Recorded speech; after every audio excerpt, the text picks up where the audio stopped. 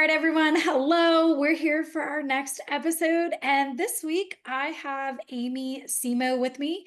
She is a nutritional therapy practitioner. She helps people think, move, and feel better in their bodies by addressing their root causes of symptoms and ditching the food rules. She specializes in hair tissue mineral analysis. So we're uncovering how minerals imbalance the body, how they are contributing to everyday symptoms, and her focus is on empowering clients with awareness, self compassion, and nourishment by eliminating food rules and creating sustainable, balanced lifestyles for long term health. So, Amy, I'm so excited to have you here today. Thank you for being here and thank you for your time. I am curious, tell us first and foremost what got you started here. How did you get into all this? Oh gosh, the loaded question. So I mean, I feel like everyone who ends up in this space, whether it's earlier on or later on in life, I am a later on in life, we all have our own personal journeys, right? Like we all have our own things that we struggle with. And so that's why we do what we do, because we want to help others not deal with the issues that we dealt with, or help people see things that they're not seeing, or get the support they're not getting from their providers and their other practitioners. So, I have struggled in the health sphere my entire life. I struggled with weight my entire life. So I have a very long history of trying to lose weight, yo-yo dieting, losing weight. I lost 100 pounds. It's actually been about 10 years now that I've kept it off, but losing weight. And then after losing the weight, the cycle of binge and restrict, right? Because I talked about, oh yeah, I maintained my weight loss, but really when I think back on that time, it's like I maintained it because I kept restricting until there was an event or there was a vacation or something going on. And then I was binging and then I restricted again. So now here I am 10 years later. Like many people during COVID, I went through a lot of shifts, a lot of transitions, some career changes, and decided I want to study this a little bit more. I had been thinking about it for a long time, studying nutrition more in depth because people were asking me questions, right, after I lost weight. And so I decided to go ahead and start studying and start working with other people and supporting their journeys. And the deeper that I got into learning nutrition coaching, the more that I thought there's something more to this than just weight and weight loss, right? Like weight is not the end all be all for health. It really is not an indicator of health at all.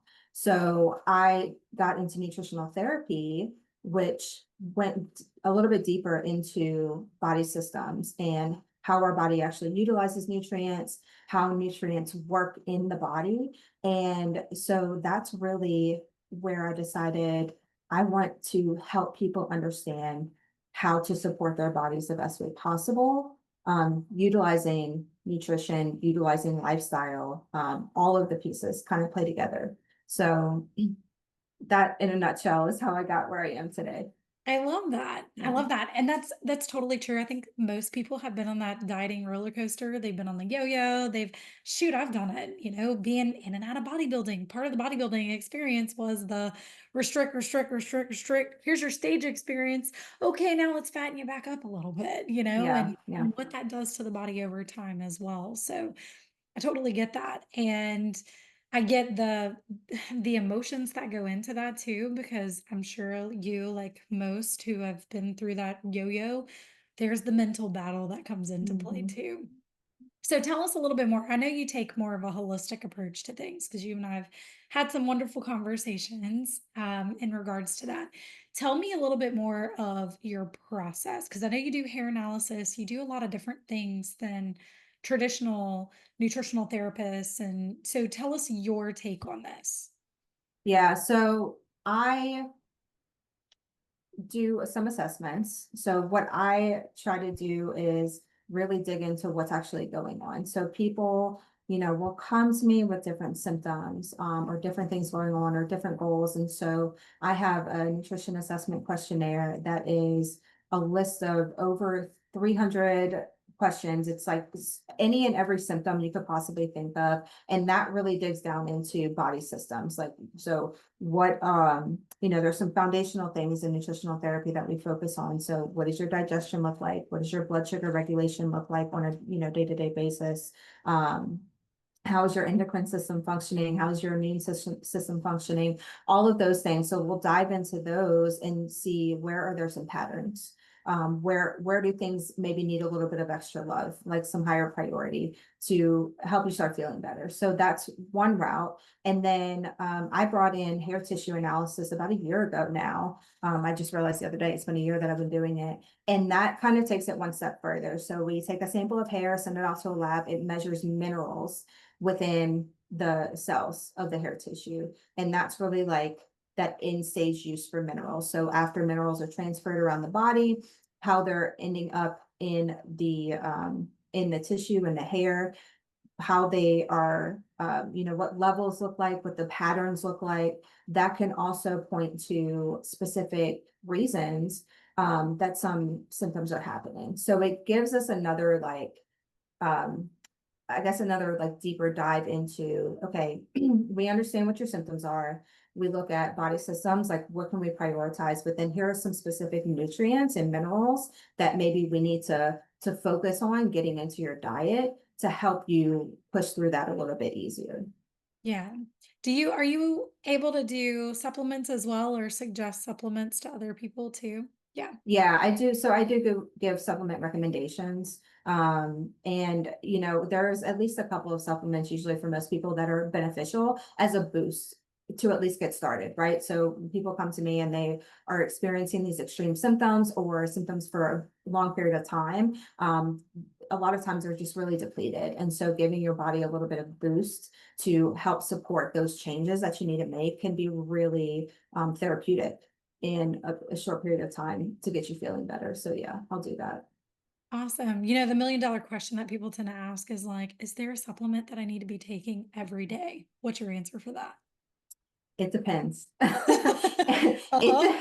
It depends, is my answer for a lot of things because it's really unique to everyone. And based on what's going on with you, what your history is, what medications are you on. And so that's why it's really hard. And I always preface any recommendations I give people, I preface for them to talk to their doctors. Yeah. Because the interesting thing that I'm finding now is that as more people come to me, everybody is already on something, right? And so you're taking supplements or you're on a lot of different medications for different reasons, and that's going to impact how supplements even work in your body or how your body's able to absorb nutrients.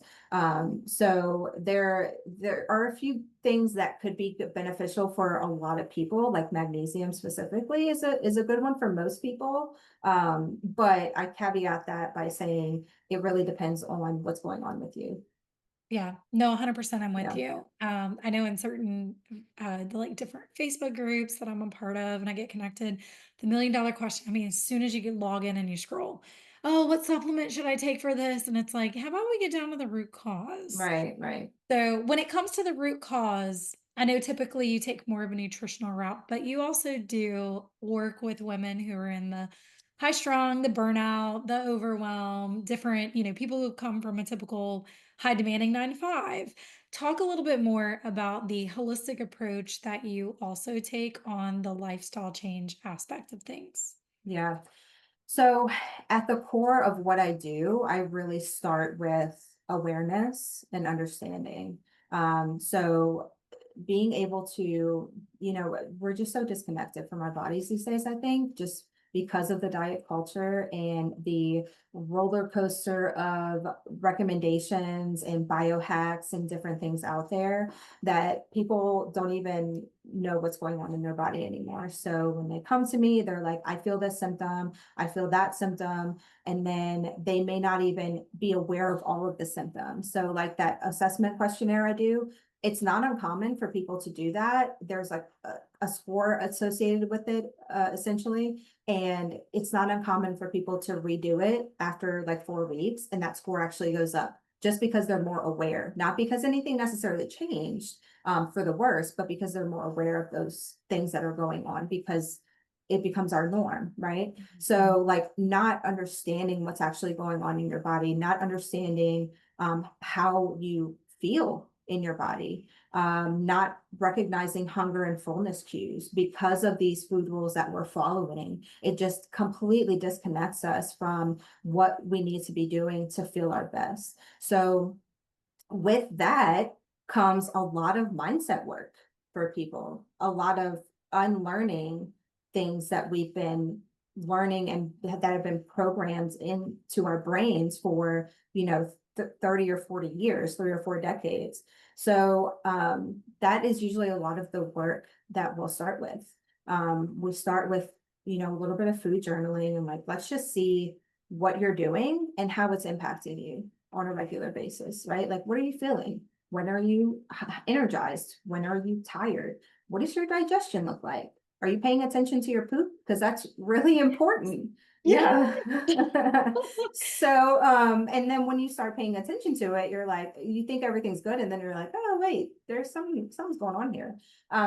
So we start with that, and then yeah, a lot of the mindset around unlearning food rules, right? And that that brings out a lot of emotions because people are so, they internalize a lot of things. And I mean, in the space that you work, there's a lot of emotion that comes attached with food, and traumatic experiences. Mhm. And I have one client who, when we started talking about her actually needing to eat a little bit more to support her blood sugar, she just started breaking down. She just started crying. And I Yeah. said, what's going on? Why are you crying? Like, what are you feeling? And she's like, it's always been my inclination to eat less. So the idea of eating more just feels wrong. And it was just such a strong emotional response for her. And so that it's things like that I'll deal with most people. And having to understand, like, you don't need less food, you just need more nutrient dense food and more nourishment.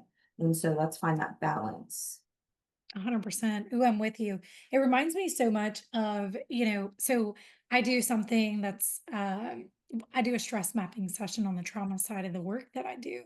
So when somebody comes to me, like we're diagnosing the underlying messages of your symptoms. What are the decoded messages that your body's been literally screaming?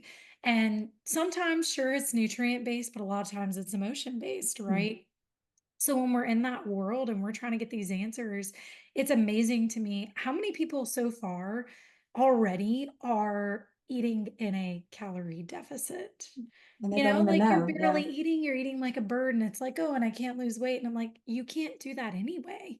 Mhm. And it's like people who are like, oh, cut carbs, cut out gluten, cut out dairy. And it's like, sure, those things may not agree with your stomach in certain ways, but then why? Mhm. Let's Mhm. ask the $1,000,000 question underneath that.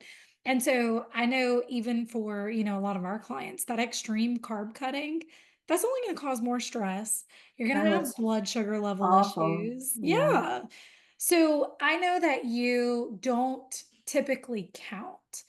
Walk us through just a little bit more of, so let's go through some nutrient dense foods. If somebody comes to you and they're like starting fresh, what type of advice, what kind of encouragement, support, what would you give them as if they're coming to work with you? Yeah. So the first thing we need to do is understand what your day looks like. Like, what are you eating on a regular basis? And for a lot of people, it really just starts with what can we add in, right? I'm not going to tell you to cut anything out, but what can we add in? So, are you getting any color on your plates? Can we add in some fruit? Can we add in some vegetables? Do you drink enough water? That's actually very common. People are not drinking enough water. They're not getting electrolytes in, which means they're not retaining the water, even if they're drinking it. So those are big ones that I usually start with. Number one, we need water. We need electrolytes. We need you to eat regular meals, like get consistent food in. I had someone start with me a couple of months ago who I didn't change anything about what she was eating. She was hungry all day and she was trying to control what she was eating, but then ended up having like 3 or 4 snacks in the afternoon. And so I said, just take everything that you're eating. I don't want you to cut it out, and just bring it all together and eat it at one meal. So instead of saying stop eating this or stop eating that, I just said just take it all and put it into a meal. And she did that and actually found she was not hungry, but that it was too much food, Yeah. right? So she started cutting out the extra, sweet treats and snacky stuff. Um, so those are it really like getting your blood sugar balanced on a daily basis is kind of the first priority, because without good blood sugar regulation, and this is for anybody, not just people who are diabetic, like we Yep. all deal with blood sugar regulation day to day. Our body is trying to maintain it, but if you're experiencing strong cravings late in the day, or in the middle of the day, if you're having crashes, energy crashes during the day, if you're not sleeping well at night, like that's all related to blood sugar. So getting consistent meals in, um, starting to balance those meals with good macronutrients, so we don't necessarily count, but do you have a protein on your plate? Do you have a carb? Do you have a healthy fat? Right? We want to get those into your meals.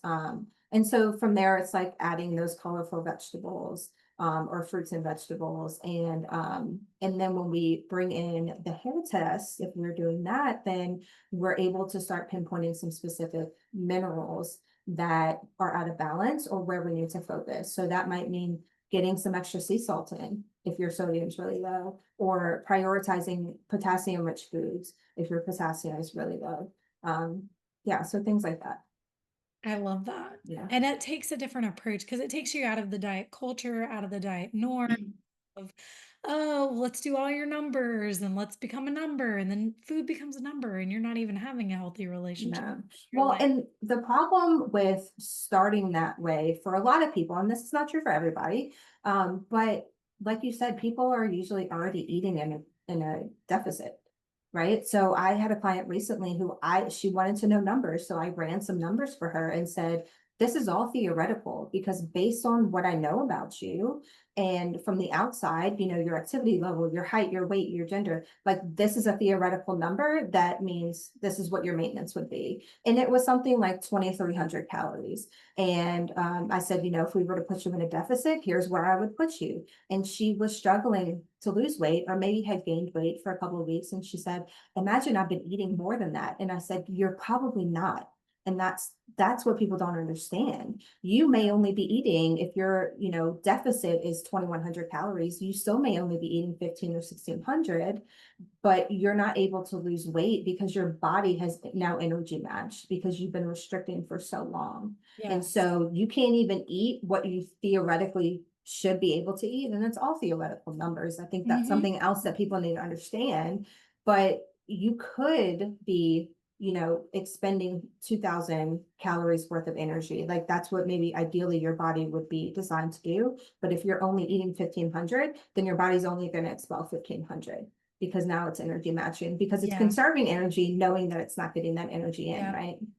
Yep. Nope. I'm with you. And it's like for people who do, calorie count, and look, it serves a purpose. And Mhm. people that would come in and they're like, but they're talking about, macro counting and everything. And I'm like, if you're not a bodybuilder, don't do it. And if you are a bodybuilder, hire somebody else to do it. So it does not, it does not go in and like you become obsessing over these numbers. I've seen it time and time again. And not only that, your body is going to change day to day. Mhm. Your stress levels, your just the repeating thoughts in your brain. Well, when you're doing that, guess what? That's taking brain power. Why do you think you're so exhausted at the end of the day? Like you've just been Mhm. spiraling, spiraling.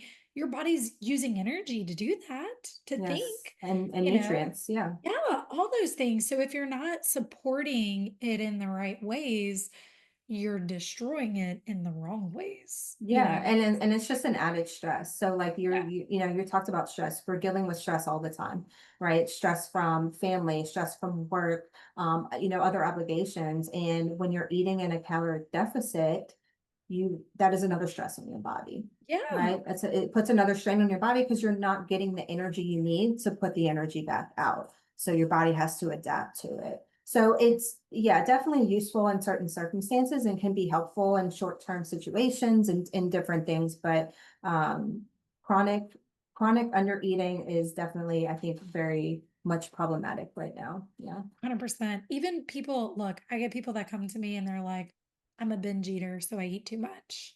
That's why I'm overweight. And I'm like, I bet if we were to sit here and do the numbers, if we were just to play around and do the numbers, you probably still wouldn't be eating what your body's calorie intake would need to be. Hmm. Same thing goes on the macro side of things. You get people that come in and they're like, "Oh, I'm having a hard time getting in my protein." It's the number one thing. Where can I find protein sources?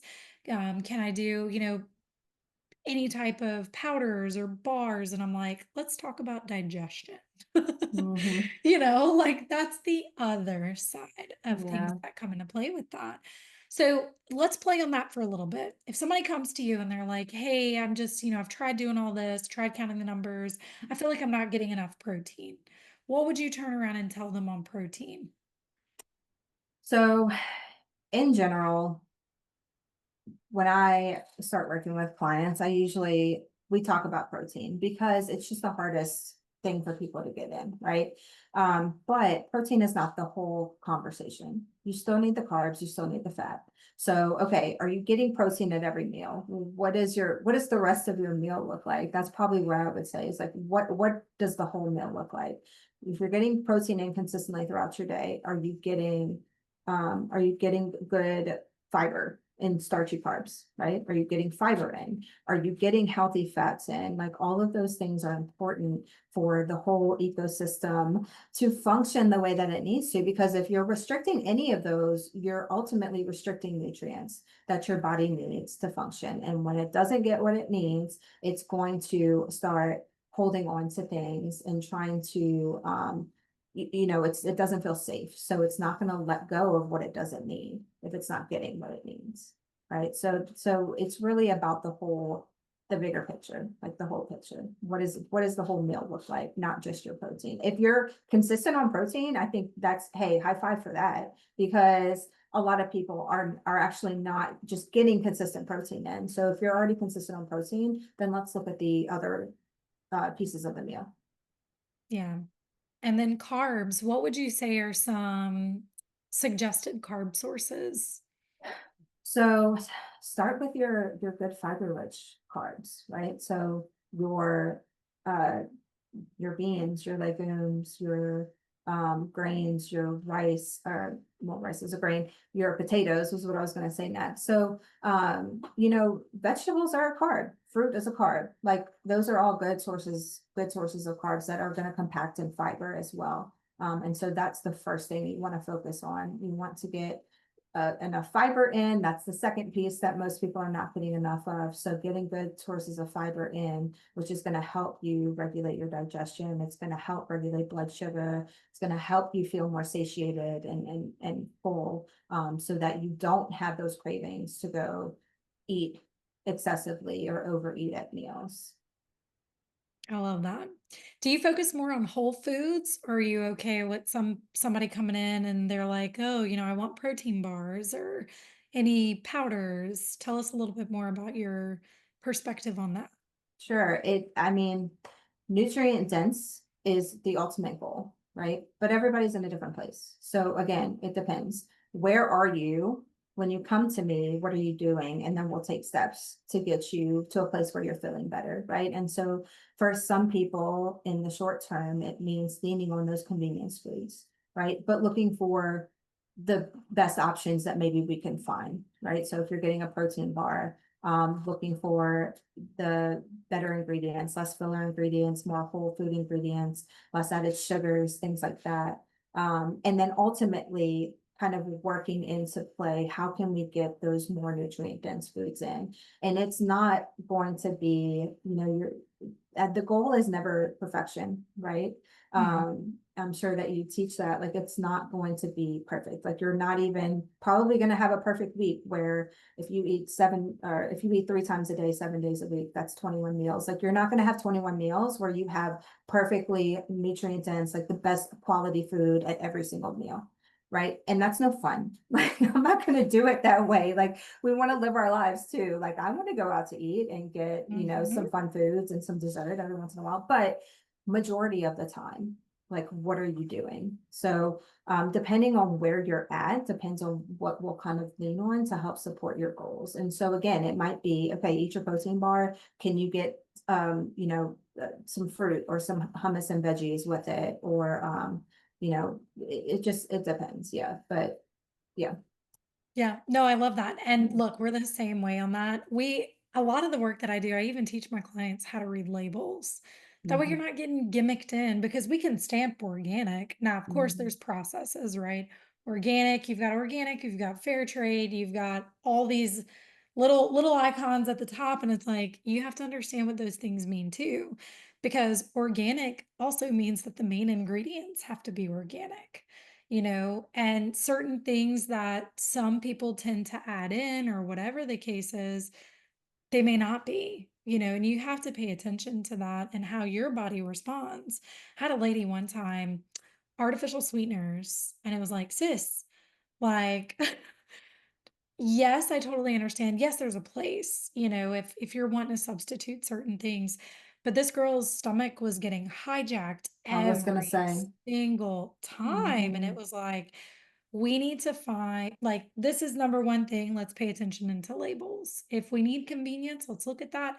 Here's our alternatives. We have in my business, and me and my assistant put together, like, there's an MSL approved stamp list of things with brands that we have researched and that we recommend and whatever. And like we have that list that you get when you work with us because it's so important to know because you just don't know what you don't know, right? mhm, And sure, information is one thing, but if you're not applying it, that's different. So tell me a little bit more of um on the let's kind of shift gears on the lifestyle side of things back to that mhm, for a second because I know you talk, like I said, we talk about the burnout, we talk about the stress. um Tell me a little bit more when somebody is on that high stress, and I know you're going to tell me it depends, but I want you to like think of your best clients. Tell me some examples from your clients when they're in that high stress state and they're struggling with having those meals, because we're the same way, we don't teach perfect. It's about that 80-20 rule ish, whatever that looks like for you. mhm, 80% might be different today than it is tomorrow. But let's go through the stressor side of things and how that has shown up in some of your hair tests with some of mhm. your clients. Yeah, so as far as like actual results. Yeah, tell us the results. That's what I want. I want some testimonials here. Hair analysis. Um, yeah, so I mean, there's a lot of different ways that stress can show up as far as like the data, right, on a hair tissue test. So when I look at a test, the first thing that I'm looking at are what we call the macro minerals, your calcium, your magnesium, your sodium, and your potassium, also known as electrolytes. Like those are the macro minerals because they're involved in so many different functions in the body and like highly regulated in the body and highly regulate other minerals. So those are the first four that we look at as far as balancing. Like, how can we get these into balance so that you feel better? Because then that's going to affect everything else across the board, right? And then how those minerals work together also impacts different things, different body functions. So, aside from just the single minerals, we'll look at ratios. So, your calcium and your phosphorus ratio is your like nervous system ratio. So are you in more of a parasympathetic state or are you in a sympathetic state where you're like active fight or flight versus rest and digest? Um, we have sodium and potassium, which is like your stress response ratio. Calcium and potassium indicates thyroid function. Is your thyroid kind of slow or is your thyroid over functioning? And then sodium and magnesium is adrenal ratio. So what do your adrenal glands kind of look like? Are they like really fired up right now or are they starting to slow down a little bit? So we'll look at all of those things to determine, okay, where do we need to focus? What are some priority areas here? A lot of times we'll see some patterns of like either calcium and magnesium are really high and sodium and potassium are really low because if sodium and potassium, if we don't have enough of that, these are like your solvent minerals that kind of like keep everything else in the body. And if that is really low, then it's pushing calcium, it's displacing other minerals. So like calcium tissue will be really high. If calcium and magnesium are really low, then it elevates sodium and potassium. And so, but probably the most common thing I see is that everybody's just depleted across the board because chronic stress. So people have been so stressed out for so long, they're just burnt out, which is why they're finally like, I need to talk to somebody. I need to figure this out, right? So the most common thing I see is like calcium, magnesium, sodium, potassium is just like low across the board because they're so burnt out that their body just can't hold on to anything anymore. And they're so depleted. So we'll work on getting some of those minerals back up, getting them balanced. And then I feel like I went off on a tangent. So what was your specific question? Like, what are you No, looking you're good. for? You're on the right track. Okay. I know we've talked about a couple of your testimonials whenever it comes to the hair test. Oh, like We were stress. talking about like the stress related. You had one that you had shared with me of a lady who, like, y'all didn't even do much different. And when you redid the hair test or whatever, it showed, some improvements in certain areas. So okay, well, maybe the calcium one that I was telling you about. Yes. So I had okay, so yeah, I had a client who the first test we did, she had high calcium. She had low sodium and potassium, high calcium, and I think magnesium wasn't quite as high, but what we know is when tissue calcium is high, it drives magnesium out. So magnesium will be high on the test, but this is actually a loss for the body. So like Yes. you're using it more, right? And magnesium is also involved in so many things that if you're like in an acute stage of stress, it pushes it up because you're burning through it essentially. So she had some high calcium, and when calcium is over a certain point on a hair test, we actually call it a calcium show. So calcium will, it's a hard mineral. It will cause like a barrier. So it can cause a physical barrier. We know if there's calcifications in tissue, then people have, burn spurs, they have joint pain, things like that. But it also can create this emotional barrier. So it can kind of like numb you to what's going on, almost like a nervous system disconnection, right? So like, okay, I know I need to do this thing, and I know that I know how to do it and I know that it will help me, but I just can't bring myself to do it. Right. So there's just like this disconnect. And so when she came to me before we ever did the hair test, she was like, oh, I'm not stressed. Oh, life is great, this and that. And of course, we start digging in more. That's what a lot of people say. Yeah, I'm not Yeah, yeah. stressed.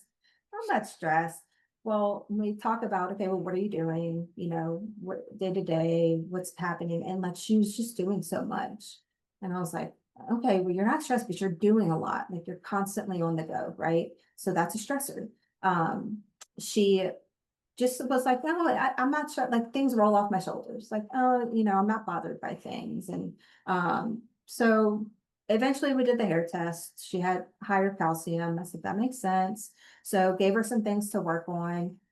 She came back to me when we did a retest. It was about 6 months later. Well, in the session, when we collected the sample and sent it off, we were talking and she was updating me about what was going on. And she talked about how she was starting to have more emotions. And she said, I feel like I'm just more aware. And she was working with someone else around like breath work and kind of that emotional regulation. And she's like, I'm more aware of things and I'm trying to process versus being reactionary. I'm trying to process my emotions and what's going on and try to understand them. And so we did the retest and her calcium had come down. And I said, that's so interesting because calcium is a barrier. It creates this Yeah. numbing effect. And so when her calcium started to break and come down out of the tissue, then it's almost like she became more emotionally regulated, right? More emotionally aware. And it like opens up a new world for people, essentially. Mhm. Like when you can start actually feeling feelings and like it's okay to not let things bother you, but it's also okay when things bother you. Like you're a human, right? You should be able to feel that. So that was just like, it was super cool to see that, how that mental side played out in lab results and physical Yeah. testing. So yeah, that was a super cool one. And I mean, your fascia system is insane because it'll hold all those things, like Mhm. it kind of goes back to Frozen when Olaf was like, "Oh, did you know water has memories?" Well, yeah. Mm. Your body's made up of water predominantly. So you're holding all those emotions and stories and traumas and everything. And I get some clients here and there that are like, "I don't have trauma." And I'm like, "We all do." It's buried in there somewhere. It's buried somewhere. Let's find this. But typically, we'll find where it's just and they'll be like, "Oh, the basics, I just felt this way about this." And it's like, I remember like somebody telling me, they watched one of their parents or something like count 6 almonds a day. And I'm like, why do you remember that memory? Like, why do you remember watching them do that and be like, okay, that's it. That's all I'm allowed. And why is that ingrained? That's where you And take things a step further. yeah, and think about how that's playing out into that person's life. Yeah. Yes, and that's what we had talked Mhm. about, and I was like, "Okay, so how's this playing out in the rest of your life? How Mhm. does it play out in" well, I never wanted to just have to count 6 almonds. No, so how many do you think that you would eat? And it's like, "Oh, handfuls." Mm. You know? Okay, so let's look at what your body's missing versus what it needs. So there's so many things that go into it. I love you. I love hearing all the different testimonials. I know you've shared with me a ton. And just the short amount of time that I've gotten to meet you and know you, and thank you for being here today. We could go on and talk about this for hours, and Yeah, I will for definitely sure. have you back because I want to discuss further on, nutrients and the importance of them and things like that. So you guys stay tuned for that. So before we get off of here, tell us how we can find you, freebies that you want to give, anything like that, so that way we can drive those people to you and get connected. Yeah, absolutely. So I am on most active on Instagram and Facebook. So my Instagram handle is at Amy Cimo, just my name dot nutrition, Amy Cimo dot nutrition. And then I do have a pretty solid email list. I try to email weekly. So if you want to keep up, I try to just send out like some reminders, gentle reminders, some inspiration. So you can go to my website, which is amycimo.com, and sign up for emails there. And I think I shared with you a freebie. It's 5 steps to take charge of your health. So a lot of issues that I know people have are like, where do I get started? Like there's so many things you could do. So where do you start? So I put together a little step-by-step guide to help you figure out what is the best area for you based on what's working well right now and where you need a little bit of extra, support and push. So a little easy guide to help you figure out what are a few simple things that I can do right now to help me start feeling better. So yeah. Awesome. Yep, you guys are going to be able to get that in the description. So if you want any of those links, you want to get connected with Amy, we have all of her information there. So it's really easy to find her. But yeah, we're going to bring you back. We're going to talk more on nutrition. It's one of the most favorite things that I love to talk about, as well as trauma. But there's so much that goes into it. I want to thank you again for your time today. And thank you for being a part of this podcast. And we will catch you guys on the flip side.